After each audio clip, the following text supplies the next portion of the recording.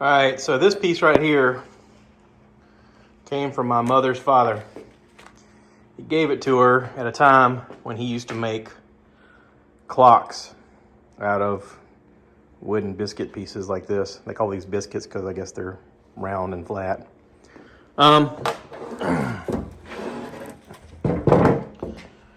It's got some character to it, but whenever you start off with wood like this, you kind of want to remove some of these roughed layers and see the color that's going to be underneath. So let's do that. Okay, so I've been taking off a lot of this crappy outer wood. You can see I'm covered in stuff. Let me show you what I'm working with here. This is what it looks like so far. I was able to remove a lot of the bark on the outside. I wasn't able to get into here. I need to do that with a chisel and kind of chip away some of that stuff that's going to break loose. I was also able to level off some of the high spots. It is not flat right now. It is very uneven. Some people say, why don't you just put it in a planer? Well, I don't have a planer big enough for something like this. Neither does anyone I know. Some people have routing tables and routers. I don't have one of those either, nor do I even know how to use one. You can see it is not flat. It is very textured. This side here is a little more flat, so this side will probably be the top. But I will want to level this somewhat. That way when I put my legs on, I can have some kind of stability. But you can see what it looks like now with some character showing. I honestly don't know what kind of wood this is. If anybody knows, leave me comments. It looks like cedar, but it's not like super red. It might be an eastern cedar. Could be a cypress. Could be, I don't know. Could be something that I don't know what it is. Let me know. Let me know what you think. All right.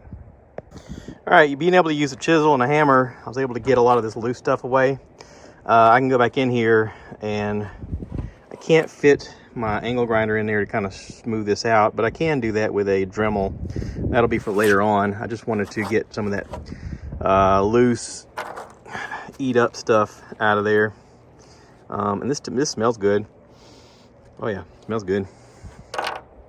But yeah, so just cleaning this up as I go.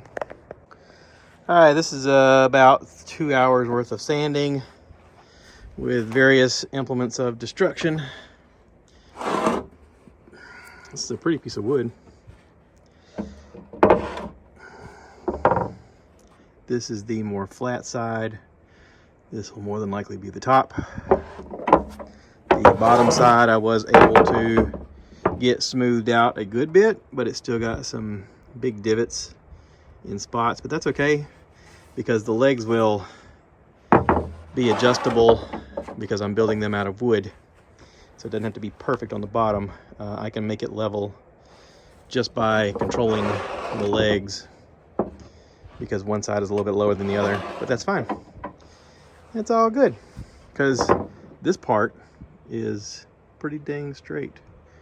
This is just 1 day's worth of sanding. I will do more. This does eat up quite a bit of sandpaper as I'm going. I've used a shaping disc as well as a flap disc, 40 grit, and I've been using a 40 grit orbital sander to get it smoother. Take out some of those lines from the flap disc and the grind and the shaper. So yeah, I filled in some of these holes with some Minwax stainable wood filler. I'm gonna let this sit for 24 hours and then come out here and mess with it again. Just want to kind of make this look a little better, make it a little stronger. I was told I should film more of my thought process as I go. I'm trying to figure out legs for this and I don't know what to do. My wife suggested this trunk possibly as a base. The problem is this, whatever you want to call it, biscuit, cookie, whatever it is, it's not exactly level. So neither top or bottom is going to match up and neither is the stump. But this is just for me to look at and think about. I do have it level right now with that bubble this away with some things underneath it to hold it, but it doesn't level up when I turn it this way. This is a high side, this is a low side. I could spin this maybe, I don't know, let me see. Okay, so I spun it around. It's not going to be flat all around. There is a high side, but even here, see the bubble? As I turn it, I'm a little bit high on this side. That's not bad. That's not bad. That's not bad. It's a little high on this side, which I could probably sand on this side. The problem is, right now I've got it supported with a couple of little feet down here. It's not exactly the look that I want on the bottom, but I don't know, I can maybe work with that. I mean, obviously I want to clean up the side pieces sticking out. I don't necessarily want that looking as rough as it does, but that's a minor point. The bottom is what I need to think about. How do I want this bottom to not move? Is this what I want to do or not? I'm not sure. I can cut this and try to make it flat. The problem is this is right at 21 inches or 28 inches, which normally I'm building these about 27-ish. If I remove an inch down here, am I gonna do it so that it's flat or not? And do I even like the look of this? I don't know. I'm gonna leave it like this and look at it for a couple of days and see what I think. I was able to cut a flat side, really flat, using the saw. Look at that, isn't that pretty? And we're ballparking ideas on what to do about that pedestal. I had mentioned that I thought about using this as a base. Now my idea has kind of changed. I'm thinking about halving this into quarters and making the base out of this so that you still see the exterior, but I would have the inner brace ability to make that base a little bit wider so that it would hold at the table better. So we're going to hook some shims up here and get that going.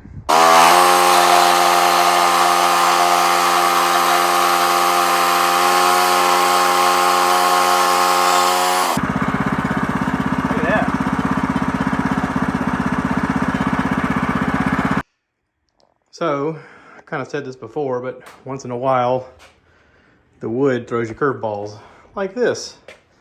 It's kind of dry and it's cracked. That's fun. So I'll have to figure out how to mend that.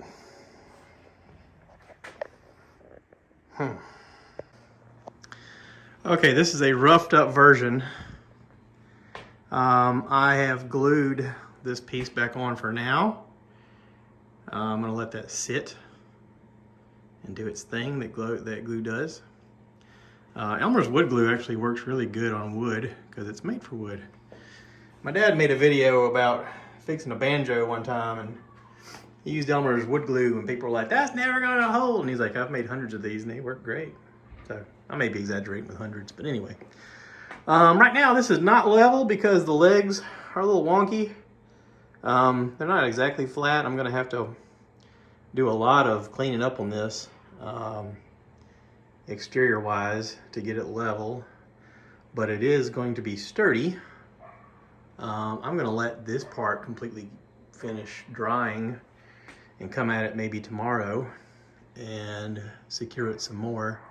Right now I've got 2 screws in each one of the legs except for this one. This one, the wood is the thinnest part, and that's the part that just broke. So I'm a little nervous about doing that.